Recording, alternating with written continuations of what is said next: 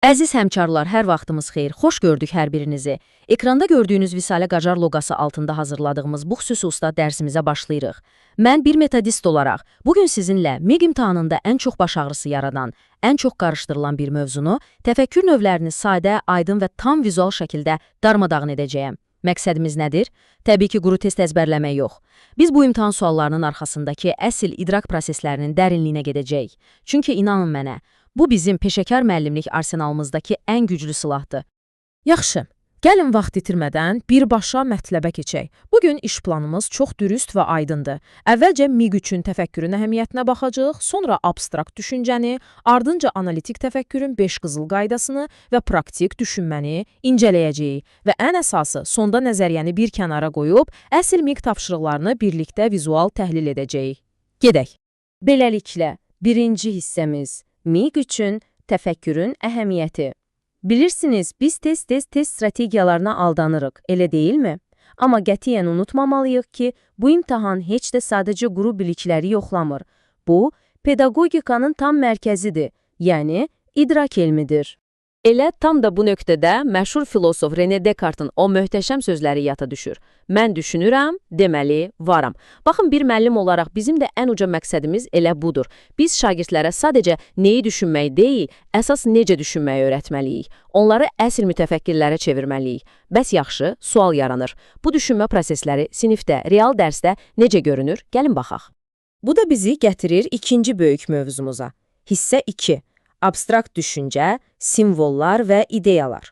Düzünü desəm, şagirdlər və bəzən namizədlər üçün qavranılması ən çətin olan düşüncə tərzi məhz budur. Niyə? Çünki bu bizdən gözlə görülən, əllə tutulan hər şeydən imtina etməyi tələb edir. Abstrakt təfəkkürün bu tərifinə bir baxın. Deməli bu, şagirdin konkret əşyalardan, sadə faktlardan qopub, mücərrəd ideyalar aləminə, belə deyək, səyahət edə bilməsidir. Bəs bunun ən böyük sübutu nədir? O sübutdur ki, əgər şagird öyrəndiyi bir nəzəriyyəni, hər hansı bir prinsipi heç vaxt görmədiyi, tamam yeni və fərqli bir situasiyaya tətbiq edə bilirsə, deməli, afərin, o abstrakt düşünür. O artıq böyük mənzərəni görə bilir. Gəlin bunu biraz da canlandıraq. Məsələn, konseptuallaşdırma. Təsəvvür edin, fizika dərsində şagird enerji anlayışını lövhədə heç bir düstur yazmadan, sadəcə təbiətdən bir nümunə ilə mükəmməl izah edir. Bu, haradasa möcüzə kimidir, eləmi? Yaxud da simvolizm, ədalət, azadlıq və ya sevgi kimi böyük məfhumları bir ürək rəsmi ilə simvollu ifadə edirsə, bəli, o abstrakt düşünür. Ən gözəl nümunələrdən biri isə ümumiləşdirmədir. Şagird meşəyə, səhraya, okeana baxır və deyir ki, aha, bunların hamısı bir ekosistemdir və hamısında enerji dövranı var. Ortadakı o görünməz ipi tapmaq, bax bu mücərrəd düşünməyin əsl zirvəsidir.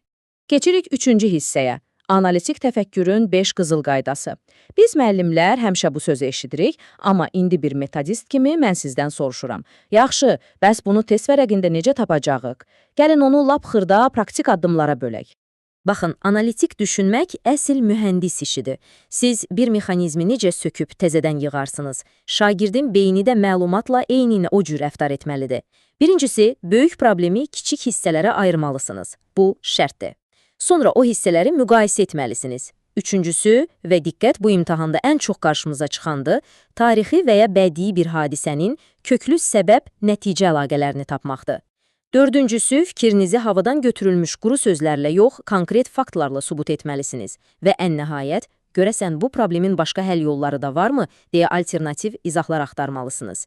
Yadda saxlayın, analitik testlərin bütün şifrəsi məhz ekranda gördüyünüz bu 5 qaydada gizlənib.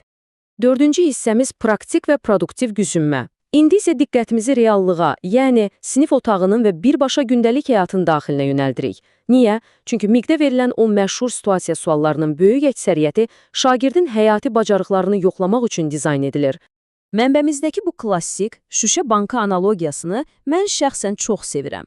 Təsəvvür edin, şüşə bankanın qapağı açılmır. İndi biz nə edirik? Əgər biz eyni hərəkəti təkrar ediriksə, heç nəyi dəyişmədən sadəcə əzələ gücümüzü artırırıqsa, bax bu, reproduktiv yanaşmadır. Yəni, düşünmədən kör-körənə təkrar etmək. Amma, əgər şagird bir anlıq dayanır, aha, fizikada təzyiq fərqi nə idi, deyə düşünür və o qapağı isti suyun altında saxlayırsa, bam, məhz bu, produktiv düşüncədir. O, elmi problemi dərk etdi və köhnə vərdişini kənara qoyub, tamamilə nəticə yönümlü yeni bir həll tapdı. Bəs yaxşı, praktik təfəkkür dərsdə, sinifdə özünü necə göstərir? Açıq deyim, bu fəaliyyətlər sırf logistika və reallıqla bağlıdır. Məsələn, təsəvvür edin ki, sinif ekskursiyası üçün büdcəniz cəmi 120 manatdır. Əgər bir şagird nəqliyyat və yemək xərclərini elə dəqiqliklə hesablayır ki, sinifdəki hər bir uşaq o ekskursiyaya gedə bilir, bax bu, möhtəşəm bir praktik təfəkkürdür. Yaxud, səsküllü bir sinifdə əks sədanı azaltmaq üçün səmərəli yollar təklif etmək. Yəni, dostlar, praktik təfəkkür xəyallarda uçmaq deyil, ayaqları möhkəm yerə basaraq həqiqətən işləyən real həllər tapmaqdır. Və budur. Usta dərsimizin ən həyəcanlı, ən maraqlı nöqtəsinə, 5-ci hissəyə, yəni MİQ tapşırıqlarının vizual təhlilinə gəlib çatdıq. İndi o öyrəndiyimiz bütün qəliz nəzəriyyəni götürüb əsl əlyazma test vərəqlərinin üzərinə tətbiq edəcəyik. Hazırsınızsa, gəlin o MİQ suallarını birgə sındıraq. Gəlin düz bu situasiyaya çox diqqətlə nəzər yetirək. Gördüyünüz kimi, sualların kənarında onların məntiqi, yaradıcı və ya tənqidi təfəkkür olduqları qeyd edilib. Mən istəyirəm ki, siz xüsusilə burada qeyd olunan 2-ci və 4-cü situasiyalara fokuslanasınız. Amma bir saniyə, həllə keçməmişdən öncə gəlin bir anlıq fasilə verək və düşünək. Niyə sağlamlıq həftəsi ilə bağlı poster hazırlamaq yaradıcı hesab olunur, amma məktəbli forması haqqında fikir bildirmək tənqidi olaraq işarələnib? Bizi bu fərqə aparan o sehirli açar söz, o detal nədir? Tapa bildinizmi? Gəlin əsl metodist yanaşması ilə baxaq. Deməli, 2-ci sualda şagirddən orijinal və maraqlı bir poster hazırlaması istənilir. Diqqət edin. O cümlədəki orijinal sözü sizə sanki qışqırır ki, hey, burada nəsə yoxdan var edilməlidir, fərqli bir dizayn verilməlidir. Və bu, tamamilə 100% yaradıcı təfəkkürdür. Ancaq 4-cü sualda mənzərə tamamilə başqadır. Məktəbli forması geymək yaxşıdır, yoxsa pis? Öz mövqeyini seç və əsaslandır. Görürsünüzmü?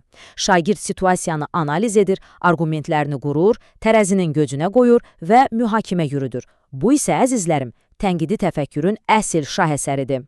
İndi isə gəlin işi biraz da gəlizləşdirək, MİQ imtahanlarında ən çox namizədin tələyə düşdüyü, ən çox bal itirdiyi yerə baxırıq. Analoji və analitik düşüncənin qovuşduğu o incə xətt. 5-ci və 6-cı tapşırıqlara çox diqqətlə altını cızaraq baxmağınızı xahiş edirəm. Sual yaranır. Bu çox oxşar tapşırıqlarda biz analoji və analitik düşüncəni bir-birindən necə dəqiq, heç bir şübhə yeri qoymadan ayırd edə bilərik. Hər ikisi də A hərfi ilə başlayır, adları bir-birinə çox bənzəyir, amma onların tələb etdikləri idrak prosesləri tamamilə farklı qütblərdədir. Birincisi, görünməz əlaqələr qurur, ikincisi isə mövcud əlaqələri xırdalayaraq sökür. Sizcə, bunu testin içindəki o cümlələrdə necə tutmalıyıq? Və bu nümunə bizə möhtəşəm bir fərqi nümayiş etdirir. Baxın, 5-ci sualda şagird nə edir? Biologiyadakı fotosintezlə kimyadakı elektroliz arasında enerjinin iştirakını tapır. Yəni nə oldu? Bir-birinə tamamilə aidiyyatı olmayan iki fərqli fən, iki fərqli dünya arasında məntiqi bir bənzərlik, bir körpü qurdu. Bənzətmək varsa, bu birbaşa analogiyadır. 6-cı sualda isə qarşımızda böyük, mürəkkəb bir tarixi hadisə, Cümhuriyyətin süqutu var. Şagirddən nə tələb olunur? O bunu siyasi, hərbi və sosial amillərə, yəni kiçik detallara ayırmalıdır. Böyük şəkli hissələrə parçalayıb təhlil edirsə, deməli bu analitik düşüncədir. Qaydamız çox sadədir, körpü quran analogiyadır, hissələri ayıran isə analitik. Nöqtə. Və budur, sonuncu praktikum nümunəmiz.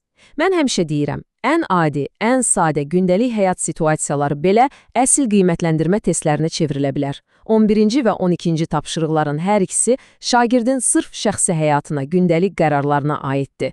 Gəlin görək onları necə fərqləndirəcəyik. Deməli, 11-ci tapşırıqda şagird öz-özünə deyir, mən əvvəlcə dərslərimi edim, tapşırıqları bitirim ki, axşam dostlarımla görüşməyə rahat vaxtım qalsın. Fikir verin, burada heç bir dərin fəlsəfə, mürəkkəb mühakimə yoxdur. Sadəcə olaraq xronologiya, səbəb və nəticəyə söykənən dəqiq bir ardıcıllıq var. Yəni bu, təmiz məntiqi planlamadır. Ancaq 12-ci sual, bax burada vəziyyət dəyişir. şagirddən plastik qabların istifadəsinə dair münasibət bildirməsi, aydın bir mövqe tutması istənilir. O, bu qlobal ekoloji problemə baxacaq, mənfi və müsbət tərəflərini tərəzidə ölçəcək və ən nəhayətində qüvvətli bir arqumentlə çıxış edəcək. Belə bir ağır tələb bir mənalı olaraq tənqidi təfəkkürün işidir. Əziz müəllimlər, dəyərli həmkarlar, beləliklə dərsimizin sonuna gəldik. Ancaq yekunlaşdırmazdan öncə bütün bu danışdıqlarımızın işığında sizə belə bir sual vermək istəyirəm. Sizcə bu mürəkkəb təfəkkür növlərini bu cür dəqiqliklə anlamaqla biz doğrudan da sadəcə 120 dəqiqəlik bir test kitabçasını fəth etməyə hazırlaşırıq? Yoxsa biz əslində sabah o sinif otağında qarşımızda oturacaq onlarla, bəlkə də yüzlərlə gənc beynin tənqidi və yaradıcı potensialının qapısını açacaq o sehri açarı əldə edirik? Mən şübhəsiz inanıram ki, bu ikincisidir. İmtahanda və təbii ki, ən əsası o müqəddəs pedaqoji fəaliyyətinizdə hər birinizə böyük uğurlar arzulayıram. Növbəti maraqlı təhlillərdə yenidən görüşənədək hələlik.